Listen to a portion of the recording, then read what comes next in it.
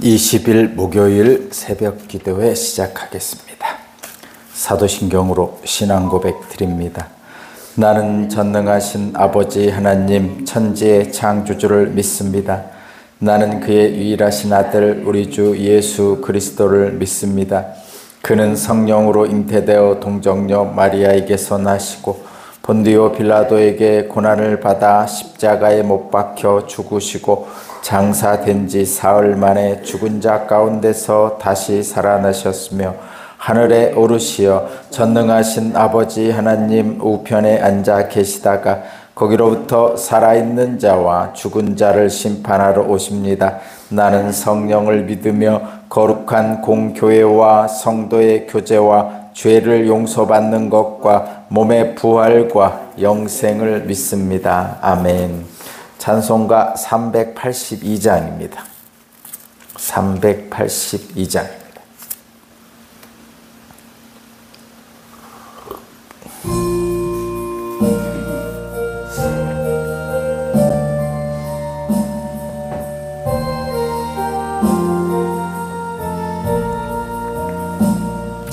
너 근심 걱정 말아라 주 너를 지키리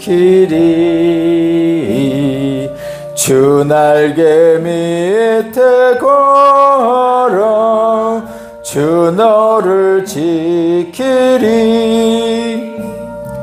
주 너를 지키리 아무 때나 어디서나 주 너를 지키리 널 지켜주시리 어려워 낙심될 때에 주 너를 지키리 위험한 일을 당할 때 주 너를 지키리 주 너를 지키리 아무 때나 어디서나 주 너를 지키리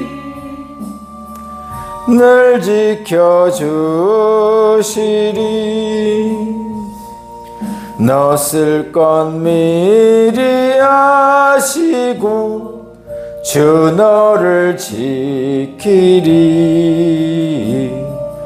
구하는 것을 주시며 주 너를 지키리 주 너를 지키리 아무 때나 어디서나 주 너를 지키리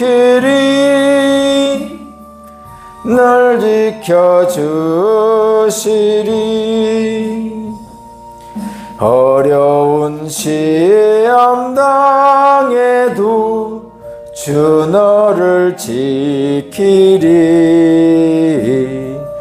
구주의 품에 걸어 주 너를 지키리 주 너를 지키리 아무 때나 어디서나 주 너를 지키리 늘 지켜주시리 아멘.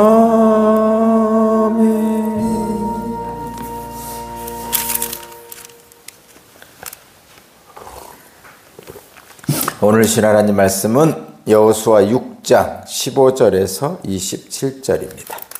여호수아 6장 15절에서 27절까지 말씀입니다. 제가 봉독하겠습니다. 드디어 이렛날이 되었다. 그들은 새벽 동이 트자 일찍 일어나서 전과 같이 성을 돌았는데 이날만은 7번을 돌았다. 7번째가 되어서 제사장들이 나팔을 불 때 여호수아가 백성에게 이렇게 명령하였다. 큰 소리로 외쳐라.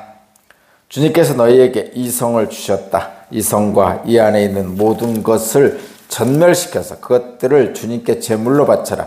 그러나 창녀 라합과 그 여인의 집에 있는 사람은 모두 살려주어라. 그 여인은 우리가 보낸 정탐꾼들을 숨겨주었다. 너희는 전멸시켜서 바치는 희생제물에 손을 댔다가 스스로 파멸당하는 일이 없도록 주의하여라. 너희가 전멸시켜서 바치는 그 제물을 가지면 이스라엘지는 너희 때문에 전멸할 것이다. 모든 은이나 금, 노시나 철로 만든 그릇은 다 주님께 바칠 것이므로 거룩하게 구별하여 주님의 금고에 넣도록 하여라. 제사장들이 나팔을 불었다. 그 나팔 소리를 듣고서 백성이 일제히 큰 소리로 외치니 성벽이 무너져 내렸다. 백성이 일제히 성으로 진격하여 그 성을 점령하였다. 성 안에 있는 사람을 남자나 여자나 어린아 아이나 가리지 않고 모두 전멸시켜서 희생제물로 바치고 소나 양이나 나귀까지도 모조리 칼로 전멸시켜서 희생제물로 바쳤다. 여호수아는 그 땅을 점탐하러 갔던 두 사람에게 말하였다.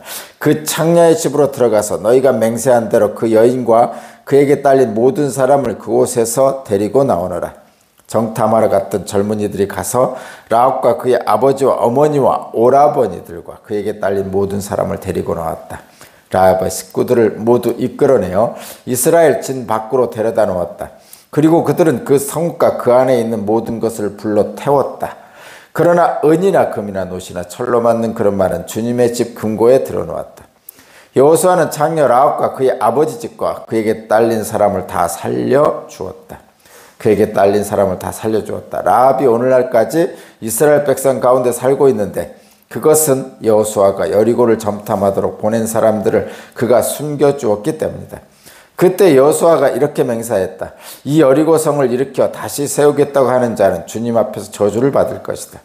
성벽 기초를 놓는 자는 맏아들을 잃을 것이요 성문을 다는 자는 막내 아들을 잃을 것이다. 주님께서 여호수아와 함께 계셨으므로 그의 명성이 온 땅에 두루 퍼졌다. 아멘.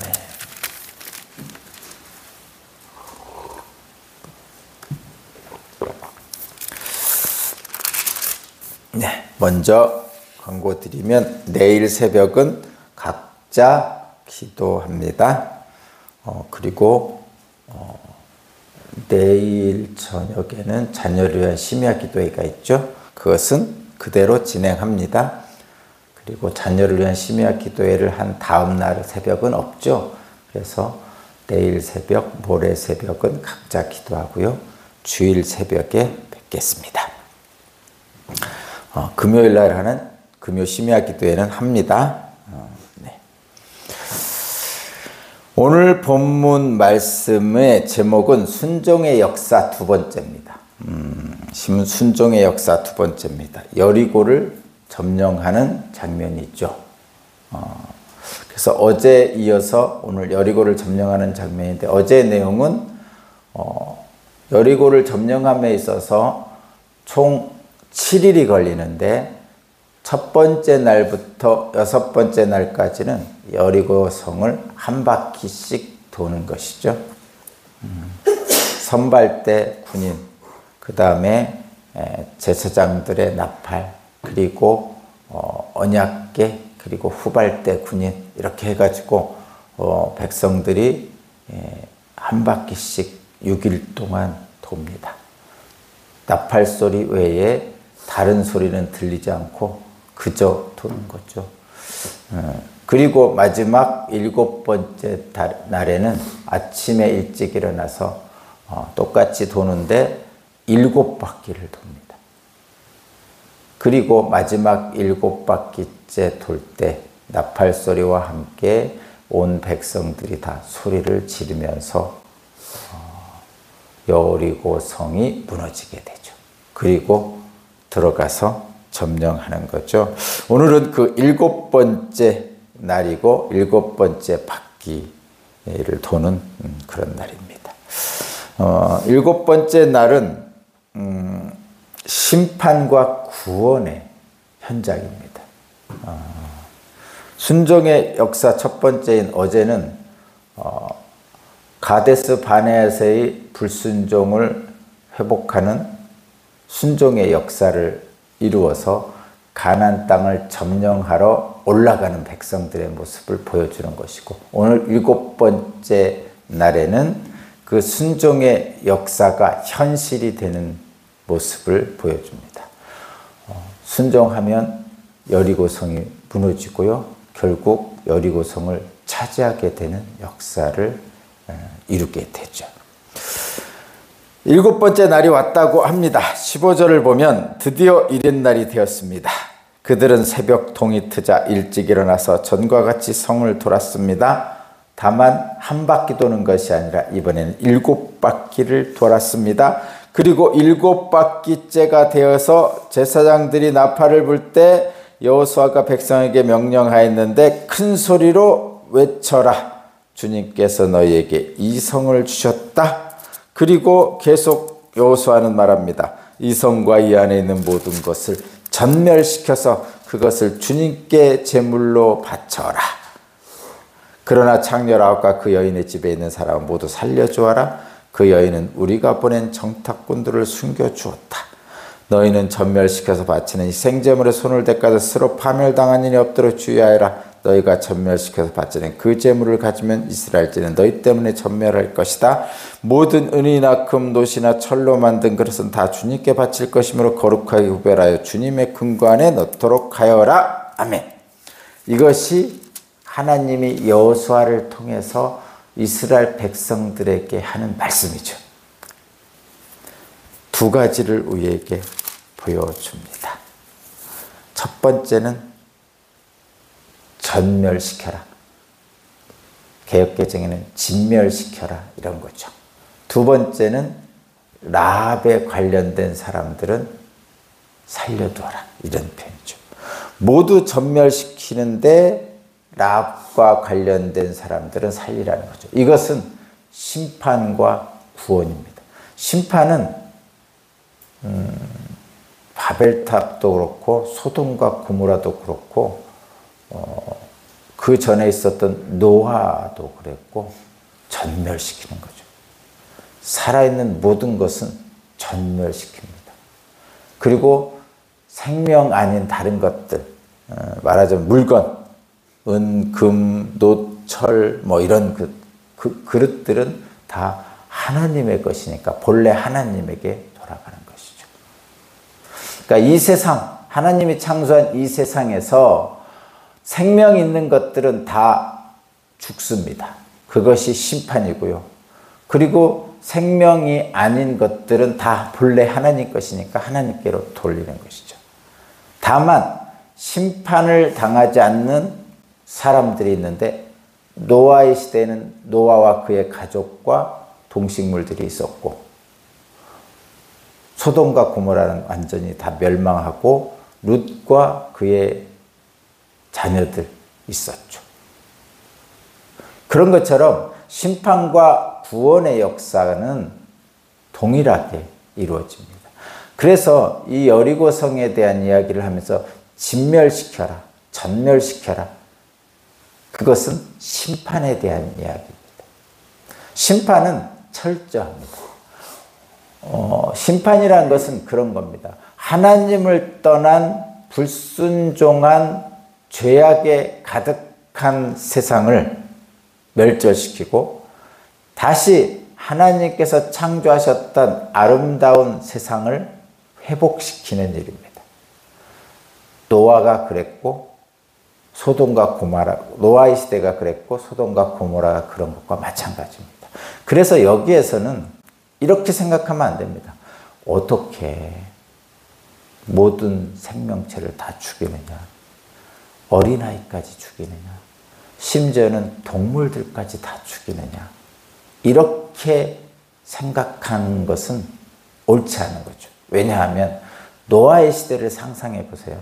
노아의 시대 때 모두 물로 다 죽었습니다. 그것을 잔인하다고 생각합니까? 아닙니다. 소돔과 고모라에서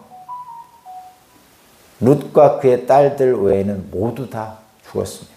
거기에 있는 어린아이도 죽었고 동물들도 다 죽었습니다. 그것이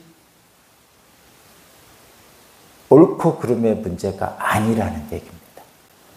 때로는 이 여호수아 전쟁, 7년 전쟁을 통해서 가나안 7족속을 진멸시키라는 하나님의 명령을 생각해 보면 어떻게 모든 사람을 다 칼로 죽일 수 있을까? 어린아이까지, 심지어는 뱃속에 있는 태아까지 죽이라고 명령을 하는데 그것에 대해서 너무 잔인하다 이렇게 생각하는 분이 가끔 있는데 그것은 하나님의 은혜, 우리를 사랑하시는 하나님의 헤세드, 은혜, 우리를 불쌍히 여기시는 그 마음이 없는 것 아니냐 이렇게 생각하시는 분들이 있는데 그것과는 다른 차원의 문제다 이런 얘기입니다.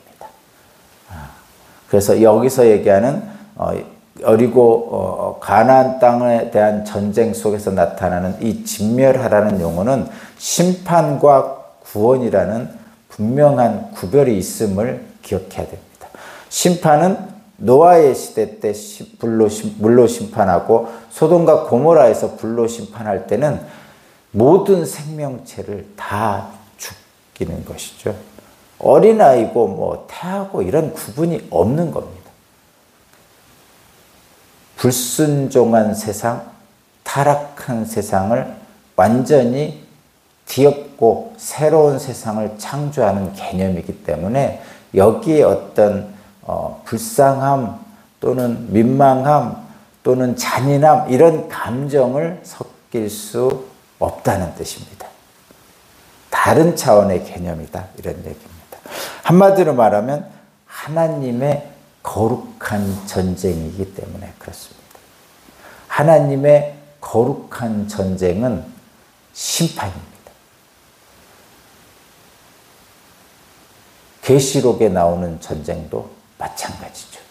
주님이 다시 오실 재림의 순간에 심판과 구원이 있는데 그 심판은 철저할 것이지만 구원 또한 분명하게 나타납니다.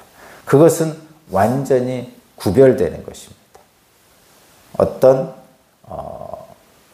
민망함 또는 불쌍함, 긍휼히 여김 이런 것이 없는 것이 아니라는 거 여러분 꼭 구별해 주시기 바랍니다.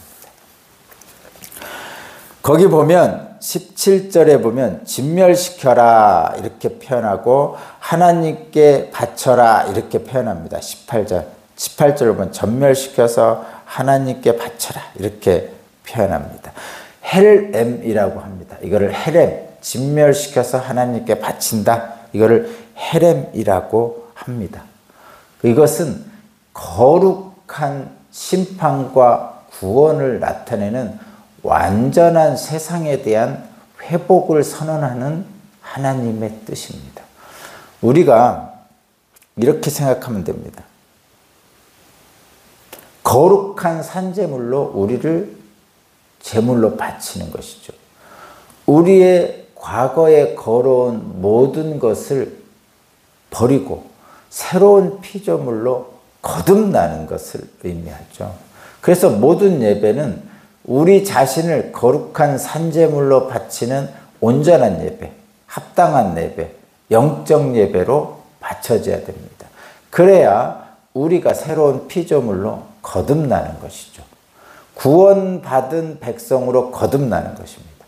죄 가운데 죽을 수밖에 없는 우리의 인생을 예배를 통해서 거룩한 산제물로 바침으로써 옛사람을 벗어버리고 새사람을 입는 것을 이야기합니다.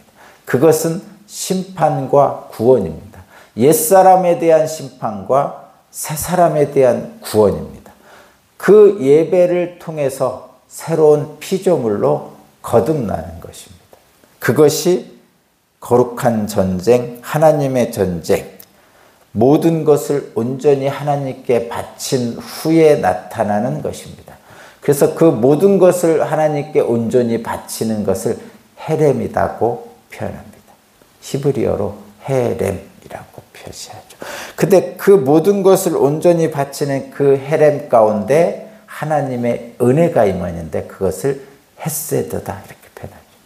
히브리 말의 헤렘과 헤세드는 동시에 이루어집니다. 심판과 구원의 은혜가 동시에 이루어집니다. 거룩한 산제물을 통해서 저와 여러분들은 새로 태어나는 피조물이 되는 것이고, 그런 은혜 안에 거하는 사람들이 바로 예배를 통해서 하나님을 믿는 믿음의 사람들의 구원의 역사입니다. 오늘 본문도 여러분 그렇게 이해하시기 바랍니다. 거룩한 전쟁은 어떻게 진행되냐면 완전히 파멸시킵니다. 그리고 그 파멸시킨 여리고성 전체를 하나님께 제물로 드립니다. 모두 진멸함으로써 제물로 드립니다. 살아있는 생명은 다 죽입니다. 그리고 생명이 아닌 물건들은 하나님의 창고에 쌓아놓습니다. 살아있는 물건들을 하나님의 창고에 쌓아놔야 되는데, 만약에 군사들이 개인적으로 그것을 차지하게 되면 저주를 받게 됩니다. 그것이 18절입니다. 하나님의 전쟁에서 희생 제물을 손을 대면 파멸하게 된다고 말하는 거죠. 19절이 바로 그것이죠. 은이나 금이나 노시나 철이나 모든 것은 다 주님께 바친 것이므로 주님의 금고에 넣어야 되지, 그것을 사사로이 자기가 가지면 파멸에 이르게 되는 것이죠. 주님께 바쳐진 것은 그래서 하나님의 것입니다. 이스라엘 백성들이 나팔을 불고 일곱째 날에 일제히 소리칩니다. 7번을 돌고, 그러니 성벽이 무너져 내렸습니다. 이것은 하나님이 하라 하신 하나님의 전쟁에서 이스라엘 백성들이 하나님의 말씀에 따라 순종한 결과입니다. 실제로 이스라엘 백성들은 성을 돌다가 마지막 7번째 소리친 것밖에 없습니다. 소리친다고 해서 성이 무너지진 않잖아요. 그런데 무너집니다. 그것은 이스라엘 백성들의 순종의 결과물이 현실로 나타난 것이죠.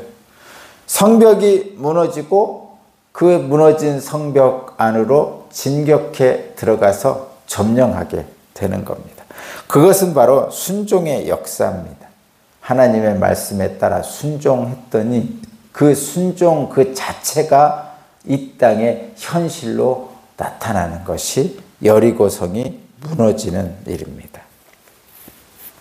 다시 한번 확인해 보면 21절입니다. 성 안에 있는 사람을 남자나 여자나 어른이나 아이나 가리지 않고 모두 전멸시켜서 희생 제물로 바쳐라. 소나 양이나 나귀까지도 모조리 칼로 전멸시켜서 희생 제물로 바쳐라. 살아있는 모든 것을 죽이는데, 그 살아있는 모든 것을 죽이는 자체가 희생 제물로 하나님께 드려지는 것입니다.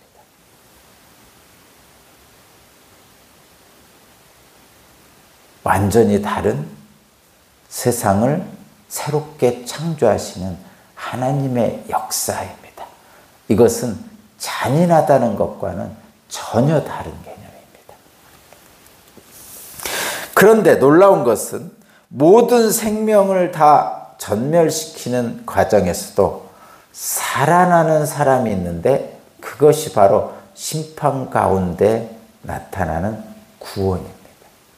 우리는 예수님께서 재림하시면 심판과 구원이 이루어진다고 그러잖아요. 그것을 상징적으로 표현하는 것이 바로 이 여리고성에서 구원받는 라합과 그의 가족들입니다. 여호수아가 말합니다. 22절. 그 땅을 정탐하러 갔던 두 사람에게 말하였다. 그 창녀의 집에 들어가서 너희가 맹세한 대로 그 여인과 그에게 딸린 모든 사람을 그것에 데리고 나와라. 23절. 정탐하러 갔던 젊은이들이 가서 라합과 그의 아버지와 어머니와 오라버니와 그에게 딸린 모든 사람을 데리고 나왔다. 라합의 식구들은 모두 이끌어내 이스라엘 진 밖으로 나왔다. 그것입니다. 25절 여호수아는 창녀 라합과 그의 아버지 집과 그에 딸린 사람들을 다 살려주었다. 라합이 오늘날까지 이스라엘 백성 가운데 살고 있는데 그것은 여호수아가 여리고를 점탐하도록 보낸 사람들을 그가 숨겨주었기 때문이다. 하나님을 신뢰하고 믿음으로 나아가는 사람은 심판에서 면함받고 구원받는 것입니다. 그것이 심판과 구원의 역사입니다. 여기서 딱 대비되는 두 가지, 심판과 구원입니다. 심판에는 모든 것을 전멸시킵니다. 그러나 구원은 라합과 그의 가족이 살아나죠. 이것이 바로 심판과 구원입니다. 모든 것을 멸절시키는 전쟁에서 라합 가족이 살아나는 것은 하나님의 심판과 구원에 대한 분명한 역사적 사실입니다. 저와 여러분들의 믿음도 마찬가지로 그렇게 될 것입니다. 그리고 마지막 26절, 27절에서 여호수아가 다시 한번 분명하게 말합니다.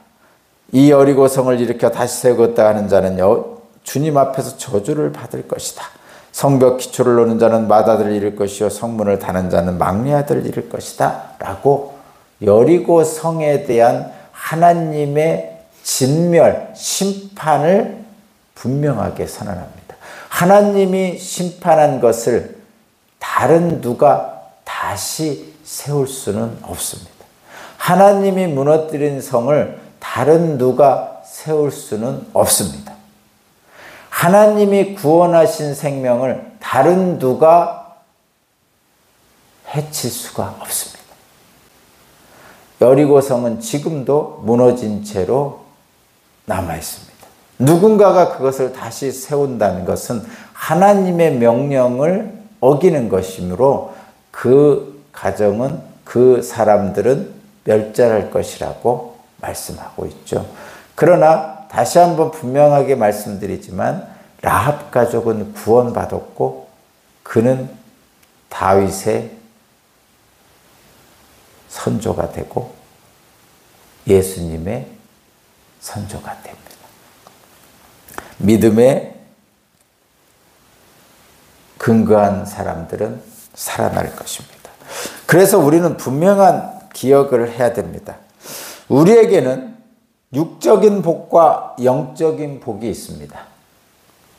육적인 복과 영적인 복인데 육적인 복은 건강과 재물과 직장과 사업장과 자녀가 많은 것 이런 것들이죠. 욥기에 나오는 욥이 가지고 있던 보이는 복들을 이야기합니다. 그러나 그러한 복들의 이면에 가장 본질적이고 근원적인 복이 있는데 그것은 뭐냐? 하나님과의 온전한 관계를 맺는 영적인 복입니다. 영적인 복이 있는 자만이 육적인 복을 온전히 누릴 수가 있습니다. 여기서 이 누린다는 표현을 분명히 가져야 됩니다. 하나님과의 온전한 관계를 갖지 않은 불신앙의 사람들도 육적인 복을 가지고 있습니다. 재벌도 있고요. 권력자들도 있습니다. 믿는 사람보다 더 오래 사는 것처럼 보이기도 하고요. 더 많은 자녀들이 있을 때도 있습니다. 그러나 그것들은 그냥 눈에 보이는 것이지 실제로 그것들을 누리지는 못하는 것이죠. 이 누린다는 표현은 이런 것입니다. 여러분 잘 들어보세요. 하나님이 창조한 이 아름다운 세상을 하나님께서 우리 인간들에게 맡기셨어요. 그것은 무슨 뜻입니까? 이 아름다운 세상에서 아름답게 인간답게 살라는 것이죠. 그런데 불신앙의 사람들은 하나님이 주신 이 아름다운 세상에서 인간답게 아름답게 살라는 하나님의 복을 누리지 못합니다. 지구는 파괴되고 있죠. 기후는 계속 이상기후가 생기고 있죠. 동물들은 하나씩 둘씩 멸종하고 있고요. 식물들도 사라지고 있습니다. 지구는 하나님이 만든 아름다운 세상인데 아름다운 세상에서 복되고 아름답게 살라고 복을 주셨는데, 물질적인 복을 주셨는데 인간들은 그 복을 온전히 누리지 못하는 것이죠. 이유는 뭐라고요? 하나님과 온전한 관계를 맺지 못하는 영적인 복을 모르기 때문에 그렇습니다. 육체적 복이 아무리 많아도 그 복을 누리지 못하면 결국 파멸로 가는 것이 성경의 말씀입니다. 하나님과의 온전한 관계, 하나님을 경외하고 하나님을 온전히 신앙하고 거룩한 산제물로 드리는 거룩한 예배를 드린다면 영적인 복을 회복하고 육적인 복을 누릴 수가 있습니다. 그것이 바로 구원받은 그리스도인들의 삶입니다. 오늘 본문에 나오는 라합은, 기생 라합은, 창녀 라합은 여리고성이 완전히 진멸되는 가운데서 구원을 받았습니다. 멸망할 수밖에 없는 여리고 땅에서 하나님의 구원 역사를 경험한 사람이 라합이고요. 그는 결국 예수님의 선조가 됩니다. 우리도 마찬가지입니다. 믿음의 구원의 역사에 동참할 때 우리에게 주어진 온전한 생명을 생명답게 누리며 살 수 있게 된다는 것을 오늘 본문은 보여주고 있습니다. 순종의 역사 두 번째, 여리고성에 있는 라합의 생명이 오늘 우리에게도 이어지고 있음을 기억하는 복된 하루 되시기를 바랍니다. 하나님 감사합니다. 심판 중에서도 구원하신 하나님, 죄에서 구별되어 거룩한 삶을 살기를 원합니다. 우리를 붙들어 주시고 오늘 하루도 주님 안에서 복되게 하여 주옵소서. 예수 그리스도 이름으로 기도합니다. 아멘. 하루를 여는 기도합니다. 하나님, 오늘 우리 가운데 오셔서 우리 마음을 당신의 거처로 삼아 주십시오. 종일토록 우리 안에 머무시어 우리가 잘못과 어리석은 선택을 하지 않도록 지켜주십시오. 오늘 하루 우리가 아무에게도 해를 끼치지 않게 해주시고 선한 일을 행하게 해주십시오. 우리를 도우시어 주님과 더불어 그리고 이웃들과 더불어 깊은 사랑의 친교 속에 머물게 해주십시오. 오늘 우리가 다른 이들이 주님께 바치는 기도의 응답이 되게 해주십시오. 우리로 하여금 주님이 지극히 사랑하시는 이 세상의 희망의 징표로 살아가게 해주십시오. 예수 그리스도 이름으로 기도합니다. 아멘. 382장 찬양 드리고 기도드립니다.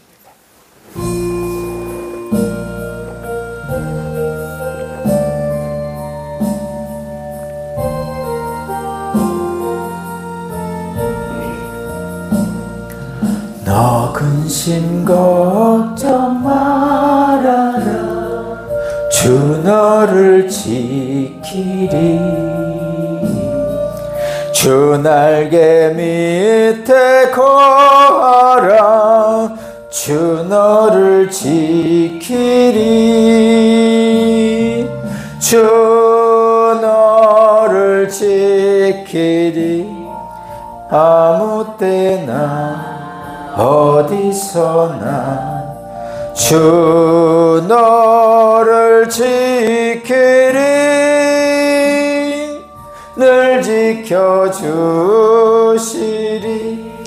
우리 주 예수 그리스도 하나님의 아들이시여 오늘도 우리를 불쌍히 여기시고 긍휼히 여겨주시사 그리스도의 은총으로 덮어주옵소서.